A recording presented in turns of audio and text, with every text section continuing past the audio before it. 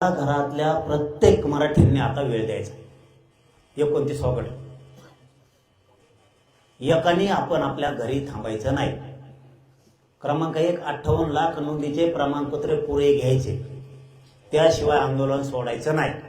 याच्यावर ठाम निर्णय फायनल का? दुसरा,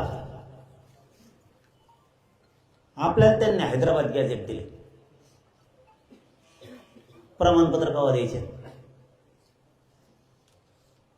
माझा सरकारला प्रश्न आहे, हैदराबाद गॅझेटियर फडणवीस साहेब तुम्ही दिलं तर प्रमाणपत्र तुम्ही का देत नाही?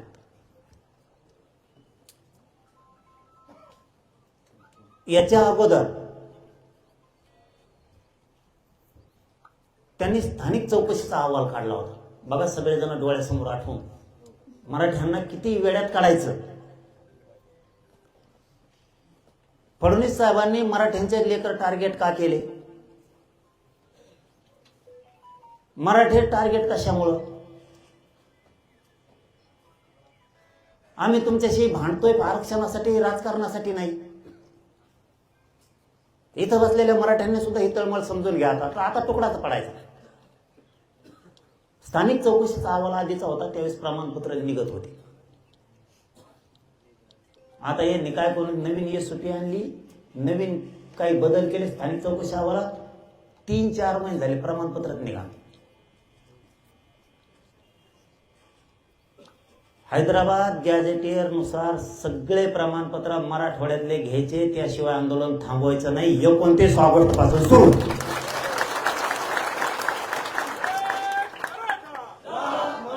तुम्ही जसा लाखो करोडोंनी वेळ दिला,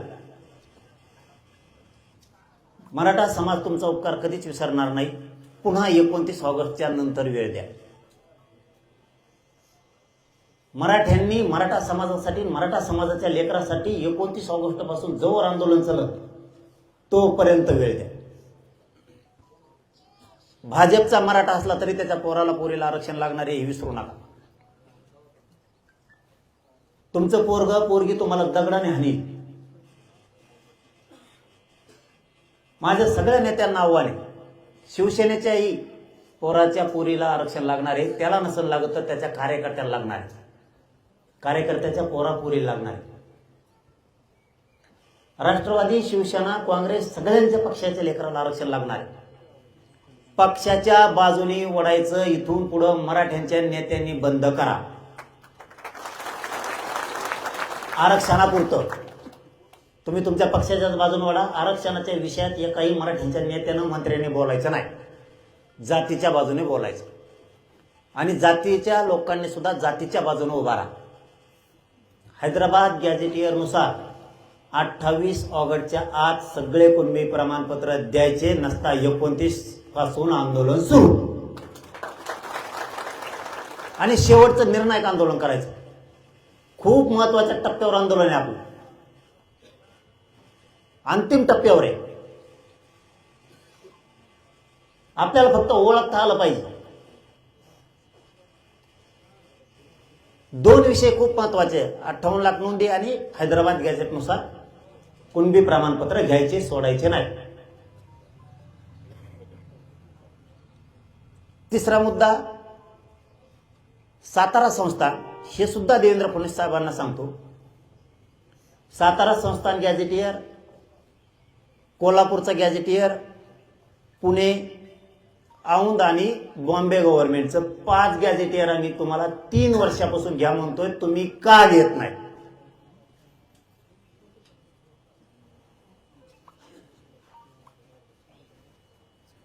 ह्यो सुद्धा देवेंद्र फडणवीस साहेबांना आमचा सवाल,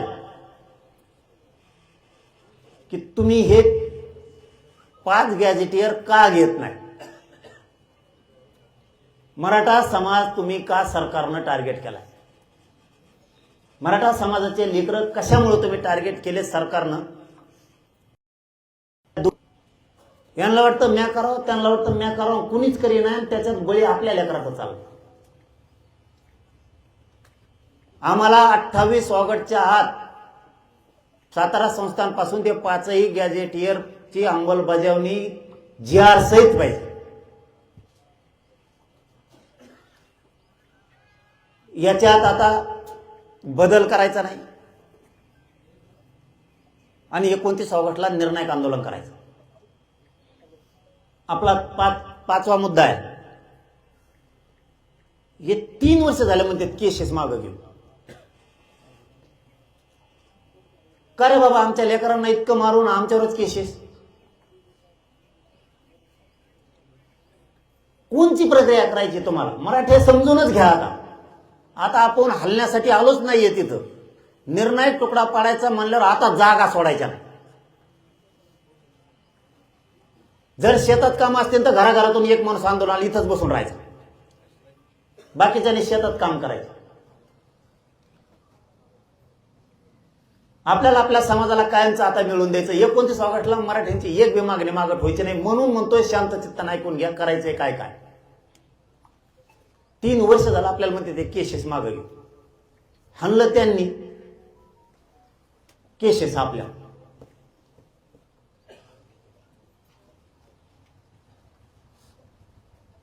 तरी मागं घेत नाहीत. सगळ्या केसेस मागं होईपर्यंत 29 ऑगस्टचं आंदोलन थांबवायचं नाही. 6वा मुद्दा. यांनी आता, मी बाजार उपोषणला बसलो होतो त्या दिवसाचा विषय.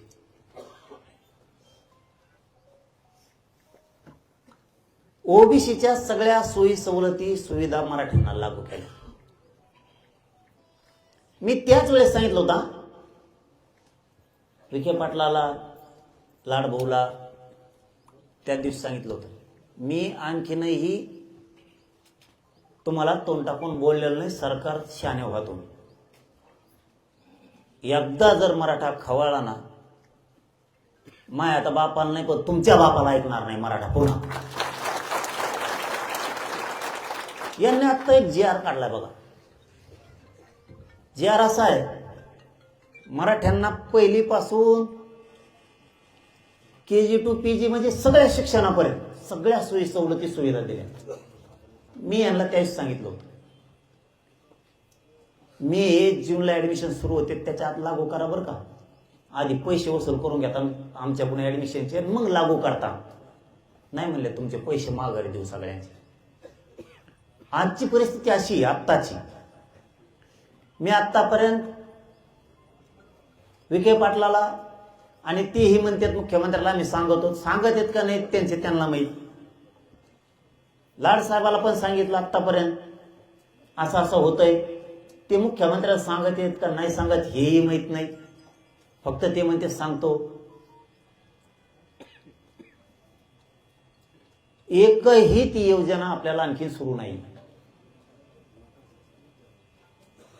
सोयी सवलती सुविधा पण लागू केल्या नाही. बघा किती किती क्रूर मराठ्यांशी वागावं. याचं जिवंत उदाहरण. जे खरं आहे ते तुमच्याशी बोलतोय मी, म्हणून तुम्ही माझ्या सोबत आहे. हा, एक गोष्ट खरी आहे, मी त्यांच्यावरती विश्वास ठेवतो, कारण मला आंदोलन चालवायचं, तुम्हाला सुद्धा ठेवावं लागणार. ठेवला ना याचा अर्थ मी मराठा संपू नाही देणार.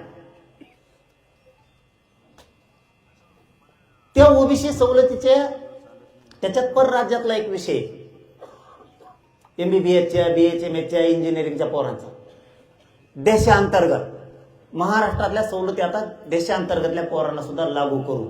एकाही शाळेला लागू नाहीत, कॉलेजला, वैद्यकीय, कोणत्याच. जिथं पोरं सोयी सुविधा मागायचं तिथं ते मास्तरडे सांगत, ते कॉलेजचे मास्तरडे ते म्हणजे सरकारचा GRच आमच्यापर्यंत आला नाही.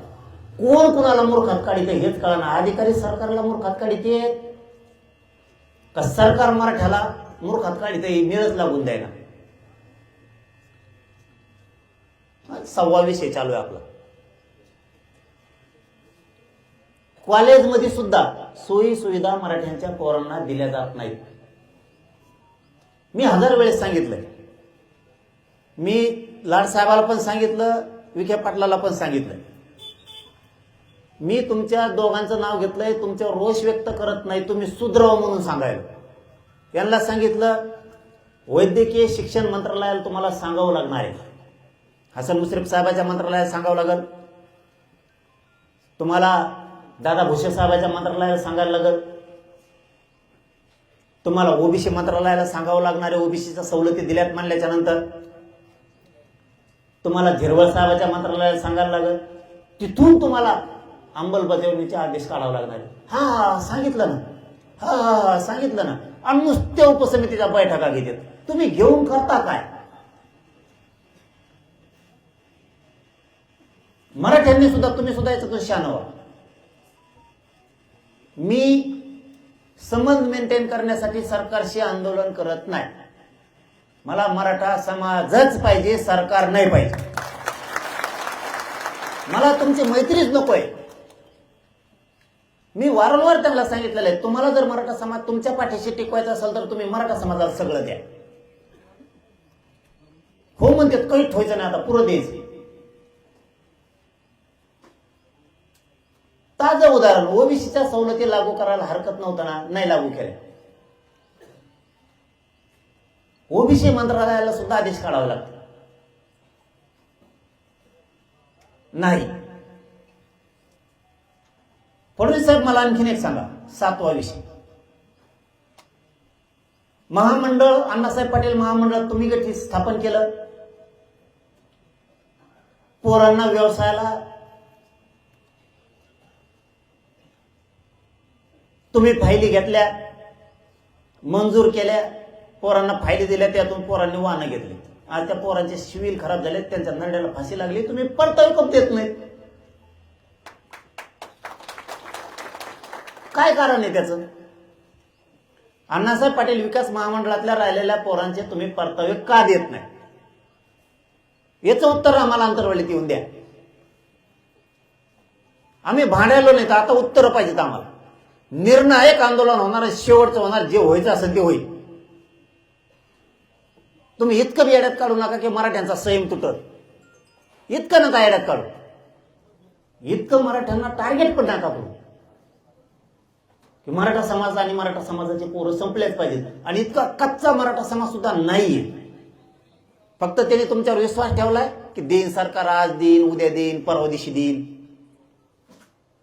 आम्ही विरक्त जाळतोय, जीवाची बाजी लावून लढतोय की आज देते उद्या देते. मी तुमच्याशी प्रामाणिक सरकारशी नाही राहू शकत. मी माझ्या मराठीशी प्रामाणिक राहणार आहे, इमानदार राहणार. मी आता ह्या महिन्याच्या आत एकही मागणी ठेवणार नाही मराठ्यांची, नाही तर जे व्हायचं असेल ते होईल. त्याला माझा नाविलाज. तुम्ही आमचा हक्काच असून देत नाहीये. 8वा विषय, सारथीच्या योजना बंद करीत आणल्या. कागदावर आणतात, ही सुरू आहे. पोराला विचारलं का, पोरं म्हणतात नाही.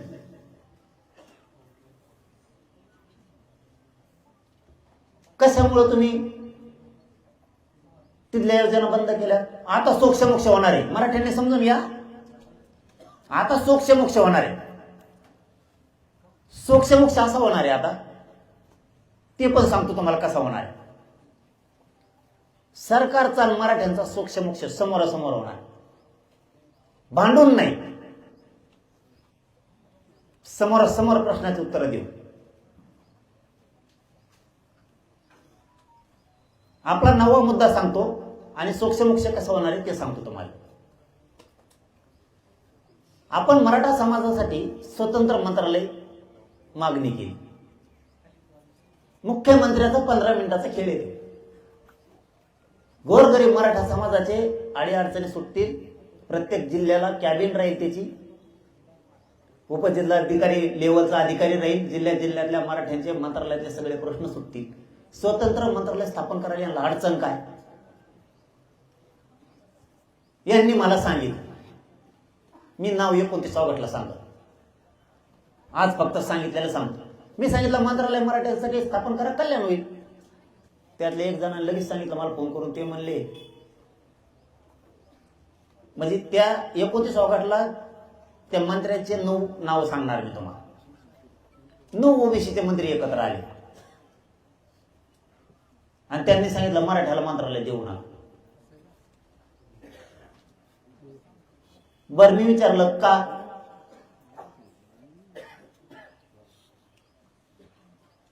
कारण सांगा म्हणलं. बा नको मराठ्याला मंत्रालय, कारण सांगा. ते म्हणले, ते असं म्हणते बघा बरं का आपल्याविषयी किती वाईट वृत्ती आहे हे तुम्हाला सांगायला. म्हणून मराठ्यांना सांगत असतो, वेळेप्रसंगी पक्षाकडून राहा, पण एक नंबरला जात ठेवी जा. आधी जात मग पक्ष. नुसतं वाटोळ होऊन जाईल, समाज संपवत जाईल. समाजाचे लेकरं जर अधिकारी झाले नाही ना तर आपल्याला किंमत राहणार नाही कोणाला. अधिकार आपल्या लेकराच्या हातात येऊ द्या, आपल्या पोरांच्या हातात अधिकार येऊ द्या. सह्या करायला ताण नाही, सरकार कोणाचं असू द्या, अधिकारी जर झाला सही करायचा हातात त्याच्या राहत.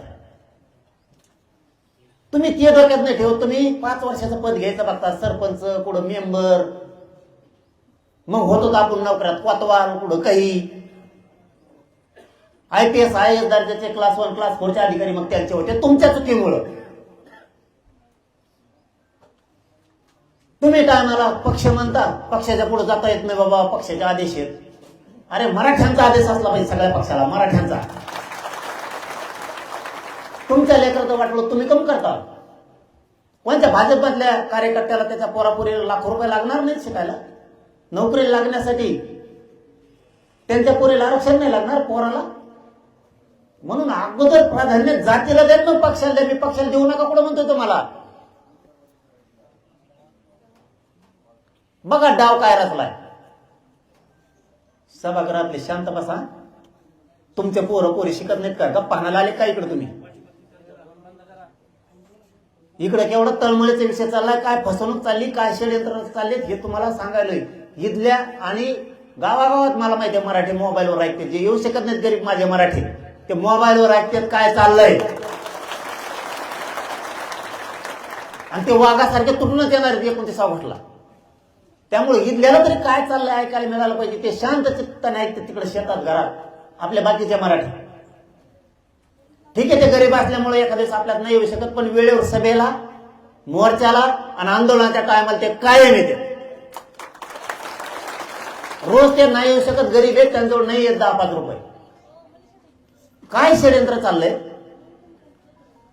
9 मंत्र्यांनी सांगितलं, म्हणलं ठीक आहे, नाही म्हणतात नका देऊ, पण कारण सांगा. कारण काय सांगितलं मराठ्यावर माहिती आहे का? कारण सांगितलं, म्हणले मराठ्याला उपसमिती आहे ना मंत्रिमंडळाची. अच्छा म्हणलं ठीक आहे. त्याचे अध्यक्ष म्हणले विखे पाटील साहेब. ठीक आहे म्हणलं, काय हरकत. मराठ्यांना उपसमिती म्हणून आरक्षण नाही, मंत्रालय नाही द्यायचं, तर मग एक काम करा, माझ्या एका प्रश्नाचं उत्तर द्या, मराठ्यांना सुद्धा मंत्रालय नको. ओबीसीला राज्य मंत्रिमंडळाच्या उपसमिती आहे का नाही, त्याचे अध्यक्ष बावनकुळे साहेब. मंत्रिमंडळाच्या उपसमितीचे अध्यक्ष बावनकुळे साहेब. मग ओबीसीला मंत्रालयाची काय गरज, त्याचा मंत्री अतुल सावे.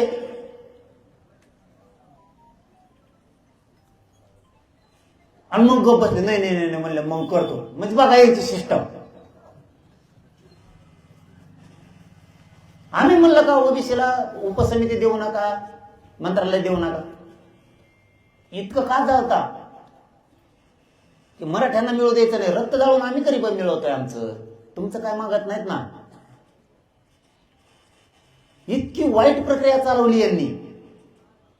त्यांना वाटतं थोडंफार गोड बोललं म्हणजे जमन, थोडंफार नादी लावलं की जमन. ते जमूच शकत नाही. कारण मला ना पाहिजे तुमच्याकडून काम, ना मला पाहिजे तुमच्याकडून पद. मला काय जी द्यायचं या जीवनात ते पुरं मराठ्यांनाच द्यायचं. नाही फुटायचं नाही, मला गद्दार नाही व्हायचं. किती गळ्यात हात टाकून द्या, कितीही जवळ करायचा प्रयत्न करू द्या. त्यांना सुद्धा कळून चुकलंय, हे मराठ्याच होणार आहे, याचा उपयोगच नाही याला पाणी लावून. हे त्यांच्या पण लक्षात आलं. पण आता थांबायचं किती दिवस. 29 ऑगस्टला 1 वर्ष होत आहे हैदराबाद गॅझेटचा GR काढला. 1 वर्ष किती वेळ द्यायचा बाबा. काय चुकतोय मी सांगा, मराठ्यांनी सांगा मी काय चुकतोय, आणि सरकारनं पण सांगा काय चूक करायला मी. मला काय वाटतं, माझ्या मराठ्यांना मिळेल ना, ठीक आहे देतो वेळ. आता 30 मे पासून आतापर्यंत 3 महिने होत आलेत वेळ दिल्या. किती पाहिजे? 29 ऑगस्ट 2023 ते 29 ऑगस्ट 2026 3 वर्ष झालेला आपण त्यांना वेळ दिला. काय संयम पाहिजे मराठ्याचा यांना आणखी? का बरबाद करायचं नेमकं मराठ्यांना? खूप महत्वाचे विषय ते. आता सोक्षमोक्ष करायचा तुम्हाला मी सांगितलं होतं. आपला 10वा मुद्दा सांगतो आणि सोक्षमोक्ष विषयावर येतो मी. कसा करायचा? आता करायचा कसा म्हणजे आता मला तुकडा पाडायचा निर्णायक म्हणल्याच्या नंतर मला बी तसं वागावं लागणार आहे. यांनी ईसीबीसीचं पण आरक्षण दिलं.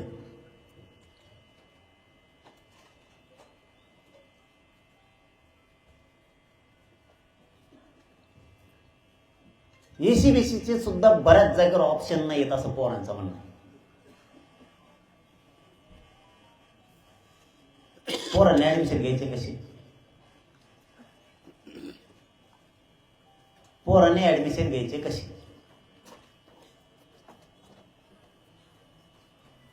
मराठ्यांची पिळवणूक बघा कशी. मुद्दा आपला 11वा.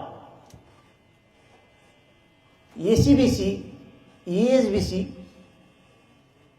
आणि ईडब्ल्यूएस याच्यातून निवड झालेले पोरं यांना सरकारला का घ्यायचं नाही? फडणवीस साहेब तुम्हाला मराठ्यांच्या पोराला निवड झालेल्याला नियुक्त्या का द्यायच्या नाही? काय चूक केली त्यांच्या आईबापांनी त्यांना शिकवून? तुम्ही असे निघतान म्हणून त्यांना माहित होतं का? फडणवीस साहेब तुम्हाला मतं मात्र मराठ्यांनी करायची आणि मराठ्यांच्या पोराला सुधारायची जबाबदारी कोणाची? फडणवीस साहेब. चूक तुमची आहे. ईएसबीसी, ईसीबीसी आणि ईडब्ल्यूएस आरक्षण तुम्ही दिलंय.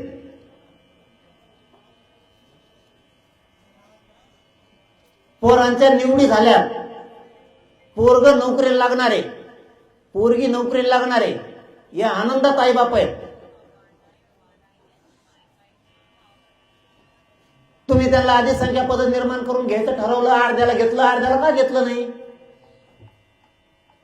तुझ्या भाव कशामुळे तुम्ही निवडून घेतले का? भाजपचे फक्त आणि मराठ्याचे शेतकरी मराठ्याच्या बाजूला ठेवले. काय कमी केलं फडणवीस साहेब तुम्हाला ह्या मराठ्यांनी? या प्रश्नाचं उत्तर द्या मला. काय कमी केलं? किती मतं केले ह्या मराठ्यांनी तुम्हाला?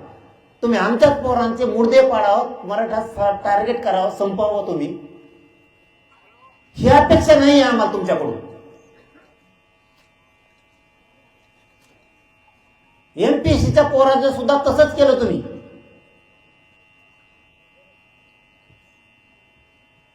हीच लाईन आहे. 2 वर्ष मुदत वाढ देतो. किती दिवस लागतात द्यायचं म्हणलं? फडणवीस साहेब किती मिनिटं लागतात द्यायचं म्हणलं?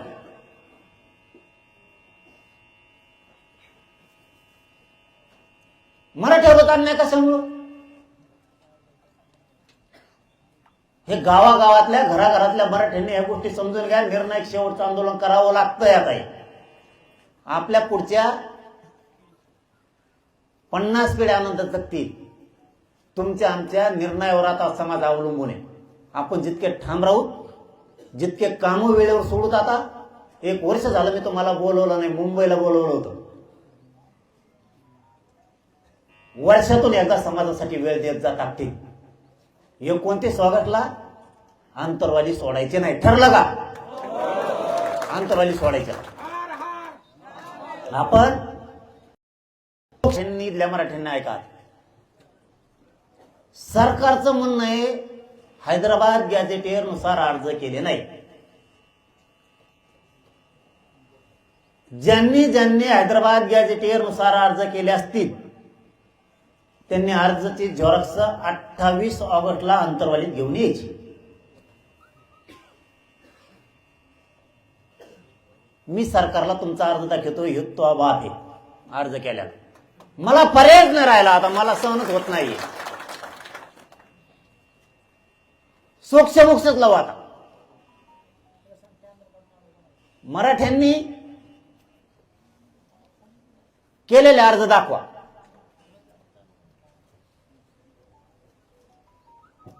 इथं बसून मंत्र्याकडून जागेवर प्रश्न सोडून घेऊन निर्णायक आंदोलन, त्याला म्हणतात जागेवर तुकडा. दुसरा मुद्दा मराठ्यांसाठीच्या, ज्यांनी ज्यांनी नोंदी सापडलेल्या आहेत आणि अर्ज केलेले आहेत तरी बी जाणून बुजून तो याकडे महसुली पुरावाच नाही, तो याकडे अमकच नाही म्हणून टाळाटाळ करते. ते अर्ज करणारे सुद्धा या अधिकाऱ्याच्या नावासहित, कोणत्या अधिकाऱ्याकडे तुम्ही अर्ज केलाय, नोंद सापडलेल्या सांगतोय, ज्यांची नोंद सापडली 58 लाखात त्यांनी अर्ज केलाय पण जाणून बुजून देत नाही. त्या अधिकाऱ्याचं नाव, ज्याच्या नावाने अर्ज केलाय त्याचं नाव, ज्याची नोंद सापडली त्याचं नाव, कारण नोंद सापडला एखाद्या वेळेस हयात नाहीये म्हणून ज्याची नोंद सापडली त्याचं नाव, अर्ज करणाऱ्याचं नाव, कोणत्या अधिकाऱ्याकडे दाखल केली. जागेवर बसून अधिकारी तरी घालू, नाही तर जागेवर तुम्हाला न्याय लगेच तुकडा. जस काय मराठ्यांचा जनता दरबारच 29 ऑगस्टला भरलाय. आता प्रश्न सोडायचा, पुन्हा किचपिचच नाही ठेवायचे. मला 15 दिवसांनी 13 दिवसांनी पुन्हा अर्ज घेऊन आला तर आला, नाही तर माया नावाने करायचं नाही. पुन्हा सांगतो मा झालं नाही. पहिला मुद्दा सांगितला, 58 लाख नोंदी ज्यांनी अर्ज केले त्यांनी तिकडे अर्ज केलेल्याची एक झेरॉक्स घेऊन यायची. दुसरा, हैदराबाद गॅझेटियरनुसार ज्यांनी अर्ज केलेत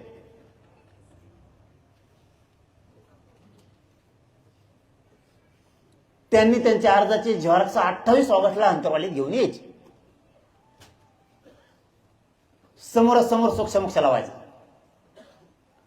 तिसरा मुद्दा, जेवढे बलिदान गेलेले कुटुंब आहेत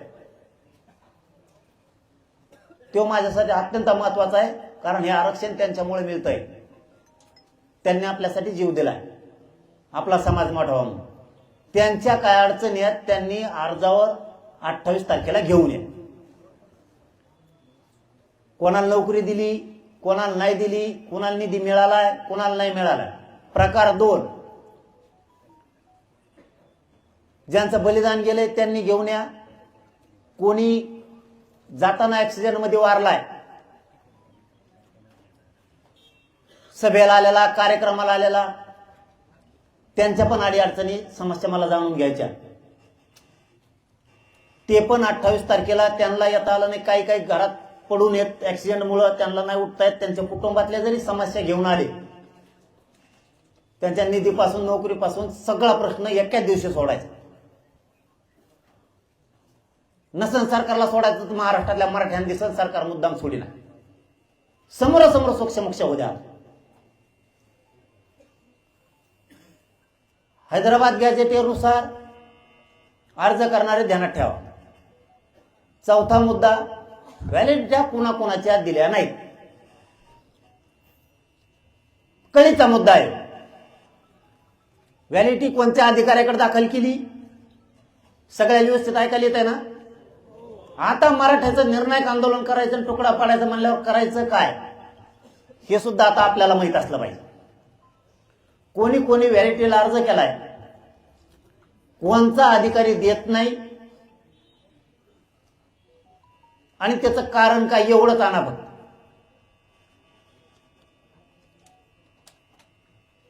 सरकारकडून इथं सोडून घेऊन येतं महाराष्ट्रातल्या मराठ्याला दिसत सरकार मुद्दाम करत नाही. याला आपण निवडून देऊन उपयोग केला नाही. मराठा समाजाचे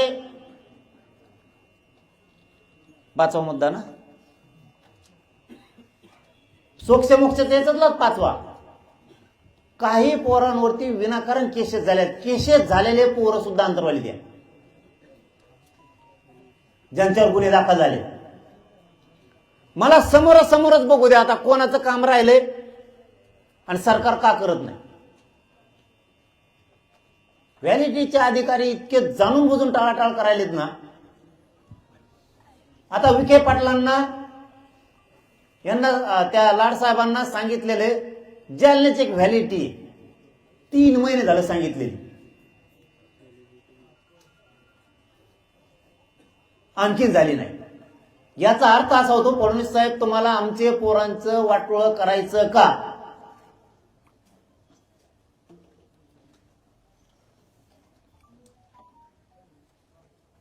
ही वेळ कशामुळे?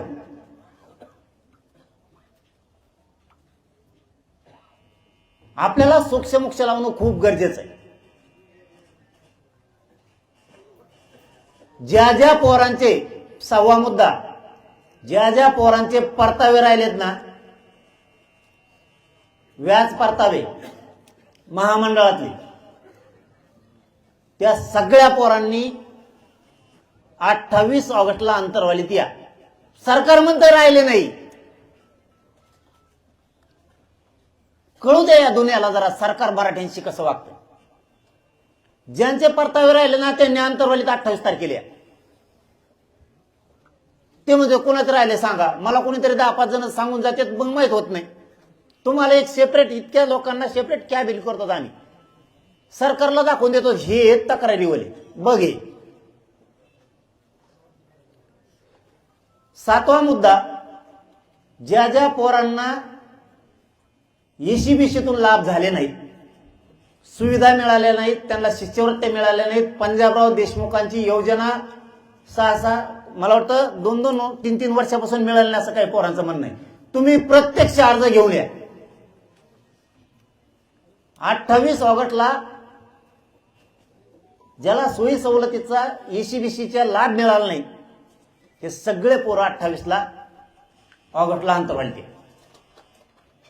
एकदाच सगळा तुमचा निपटारा करून टाकतो. ताणच ठेवत नाही, निपटारा करून टाकतो. फक्त समजून घ्या काय सांगितलं. रोज रोज आता येऊ नका, एकच दिवशी तुमचा तुकडा पाडतो. 8वा मुद्दा, सोक्षमोक्ष समाजाचा करायचा ना कायमचा. सरकार खोटं बोलतंय का मराठे खोटं बोलते हे जाहीर समोरासमोर होऊन द्यायचं. ते काहीतरी जुनी म्हणे, बाप दाखव नाही श्राद्ध घाल, चल सुट्टीच नाही. ज्या ज्या पोराला ईडब्ल्यूएस मधून, एसीबीसी मधून त्यांच्या निवडी झालेल्या, ईएसबीसी मधून, त्या सगळ्या पोरांनी अंतरवालेली आहे 28 ऑगस्ट. मी दाखवतो हे पोरं तुम्ही घेतले नाही. एक कोण राहील सरकार. लक्षात येत आहे मराठा समाजाच्या. मराठ्यांचं निर्णायक आंदोलन करायचं, मराठ्यांचं कायमचं कल्याण करायचं म्हणल्यावर असं करावं लागणार आहे. सरकार म्हणतं नाही. ज्या ज्या मराठ्यांच्या लेकरावरती अन्याय झालाय त्याने 28 ऑगस्टला अंतरवालीला तुमचा अर्ज घेऊन या. मी दाखवतो ही अन्याय तुमच्यामुळे झालाय. एसीबीसी, ईएसबीसी आणि ईडब्ल्यूएस विभाग कोणताही असो, महावितरण असू द्या, गृह असू द्या, नगर विकास असू द्या, कृषी असू द्या, तुमचा महसूल कुठलाही विभाग असू द्या, ज्याच्या ज्याच्यातून निवडी झाल्या त्या सगळ्या पोरांनी 28 ऑगस्टला अंतरवालीला या. मी दाखवतो सरकारनं या मराठ्यांवरती अन्याय केलाय. तुम्ही नाही आले तर सरकार म्हणून आम्ही नाही अन्याय केला, आणि मी म्हणणार प्रश्नच नाहीत वाटतं. एकाही पोरांना त्या थांबवू नका. 9वा मुद्दा का 10वा, सारथी संस्थेमार्फत ज्या योजना बंद आहेत, ज्या सुरू करावं असं तुम्हाला कायमस्वरूपी वाटतंय,